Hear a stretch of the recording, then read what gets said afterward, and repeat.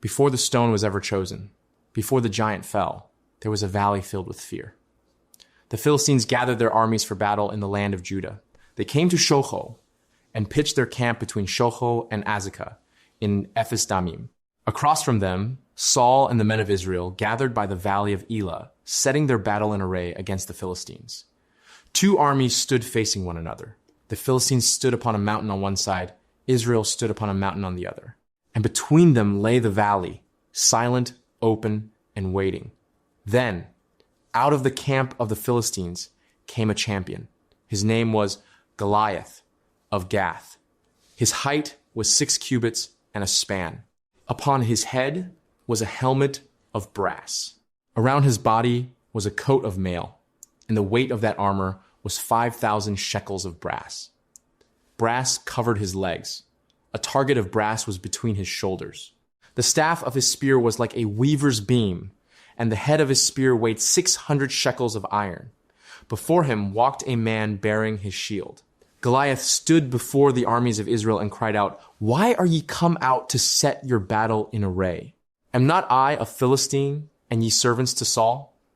Choose you a man for you, and let him come down to me. If that man could fight him and kill him, then the Philistines would serve Israel. But if Goliath prevailed and killed Israel's champion, then Israel would become servants to the Philistines." Then the Philistine declared, "I defy the armies of Israel this day. Give me a man that we may fight together." When Saul and all Israel heard the words of the Philistine, they were dismayed and greatly afraid. Far from that battlefield was Bethlehem, Judah. There lived Jesse, an Ephrathite, an old man in the days of Saul. Jesse had 8 sons. His 3 eldest sons had gone after Saul to the battle: Eliab, the firstborn, Abinadab, the second, and Shammah, the third. But David was the youngest. The 3 eldest followed Saul. David went back and forth from Saul to feed his father's sheep at Bethlehem. While armies stood on the mountains, while kings trembled and soldiers watched the valley, David still walked among the flock. And the Philistine drew near, morning and evening, and presented himself 40 days. Morning after morning, his voice rose over the valley. Evening after evening, his challenge returned. 40 days of armor, 40 days of threats, 40 days of Israel looking toward the giant and stepping back in fear. Then Jesse said unto David his son, "Take now for thy brethren an ephah of this parched corn, and these 10 loaves, and run to the camp of thy brethren. Carry these 10 cheeses unto the captain of their 1,000, and look how thy brethren fare, and take their pledge." So David rose early in the morning.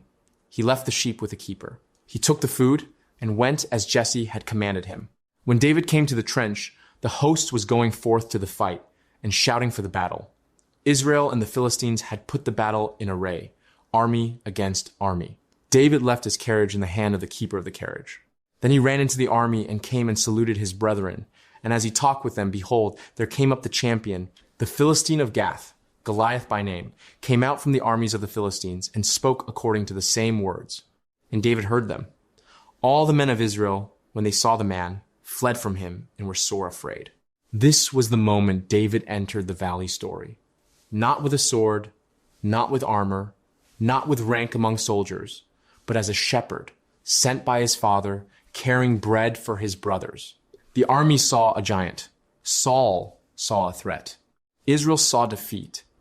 But David had heard the challenge, and the story was about to change.